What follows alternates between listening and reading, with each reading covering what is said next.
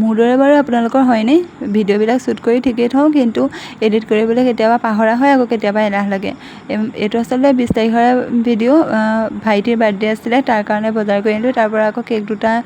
বনাই ল'লোঁ মই নিজে সি স্পাইডাৰমেন কেক ভাল পায় কিন্তু মোৰ ওচৰত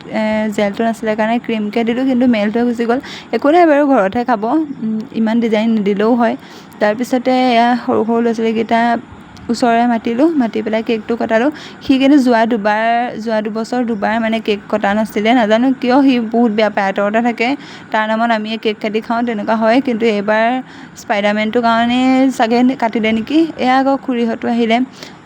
ল'ৰা ছোৱালীখিনিও ভালকৈ বহুৱাই পেলাই খুৱাই বুৱাই ল'লোঁ এইটো বাৰ্থডে' বয় আমাৰ এয়া আকৌ মোৰ ওচৰত এইটো ভাগত আচলতে পৰে কেক কটা নাজানো কিয় আমাৰ মিতিৰৰো যদি কাৰোবাৰ বাৰ্থডে থাকে মই কেক কাটিবলৈ পাওঁ গ'লেই তাৰপৰা মাজতে আহিলে কাষ্টমাৰ